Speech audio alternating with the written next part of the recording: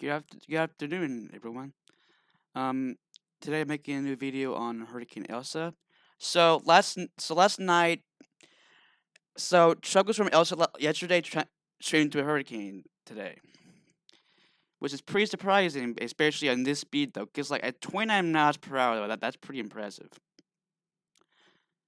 So, um, so right now the pressure the winds are around 85 miles per hour though, which is it is getting more stronger though. The recon today has found it is straight thinning, and it's still moving at a pretty rapid pace. As I mentioned about it though.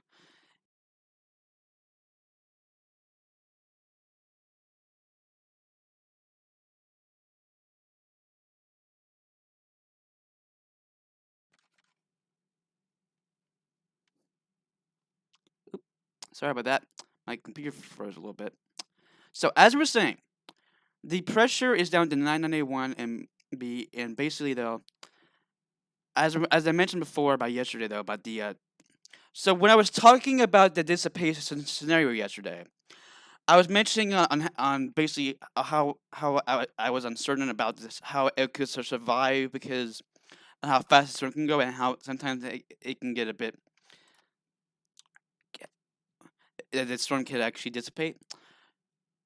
That scenario is officially thrown into trash because with this, with the trucks being more stronger and more better yesterday, I believe it won't dissipate at all. That and it can actually hold on, which I'm pretty impressed by it. So basically, though, here's the track though. The National Hurricane Center has basically still as a bit of a western shift though.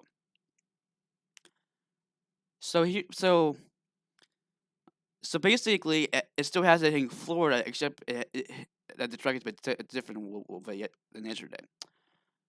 And I advise people in Florida to please monitor this system, especially in Georgia, South Carolina, North Carolina, because they could get some rain and wind from it though.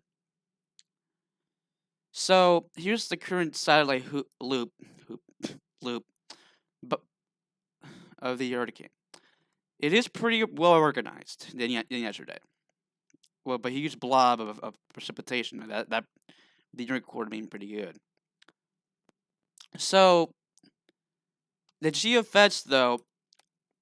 So please be aware though the GFS and some other models initialized a bit weak, and I believe. Excuse me. I believe with the new recon data that came in today will be ingested into the model data in the 18Z. Well, maybe a little bit in 18Z, but more better in the 0Z. So the GFS though has Elsa has basically passing near Jamaica, and then heading in mid Cuba, and then hitting the Florida Panhandle as a weekend tropical storm. But not, I do believe that it's gonna be a bit more stronger though, a bit stronger than that though, because basically like 1,004 MB though, but probably around like 982, 983 MB though. That's my guess though. And things could change in it. My perspective could change though. And then basically it weakens and basically with South Carolina, North Carolina too though. Especially around South Central Georgia and parts of South Carolina and North Carolina. So now that's while the Jiva has that, the European basically is still a bit. It's not really excited about it though. It basically like dissipates it. Well, not dissipates it though, but basically it basically has it more weaker than the GFS.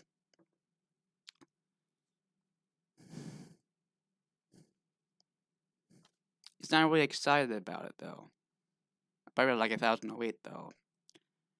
And then the H war, please be aware that this mark can be a little bit excited about the intensity though, but it's pretty well for tracking.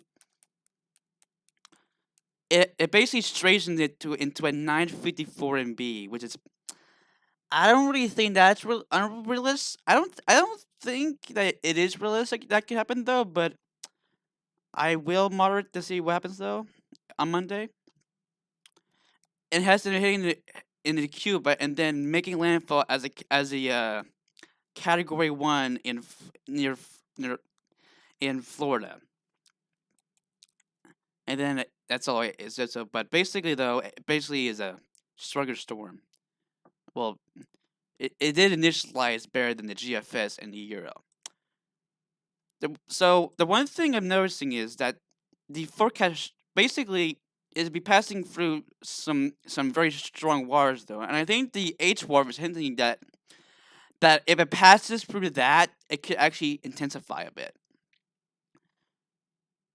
It and also and also the waters is a bit a bit cool though, but it is still gonna be a very it is still gonna be a very struggle. It is gonna be a struggle storm, like a strong one. So um, it did. So I'm not really sure if it's gonna be like I'm not really sure what is I'm not really sure the where this storm can go though, because like the models are still a little bit iffy though, and I believe though, well, the 18Z models have shifted a bit to the west, but the main model that the National Register uses, the TVCN, it still has it a bit like this. Not very good, Sean. Sorry. So basically though, here's what I think. There's two scenarios though I want to happen though. Basically, if it does it with that though, it can actually be intensified and the less land interaction that this storm gets though, the more stronger that it can hit in Florida. Whatever happens to the Caribbean will have ramifications of what can happen to Elsa as it can be weaker. Could it be more stronger if it does not hit any land areas? That's something we need to see though by Sunday though. So I'll be watching this system. It certainly has surprised me in the last 24 hours, and I'll make a new video tomorrow. And see you guys. Goodbye. Have a good rest of your day.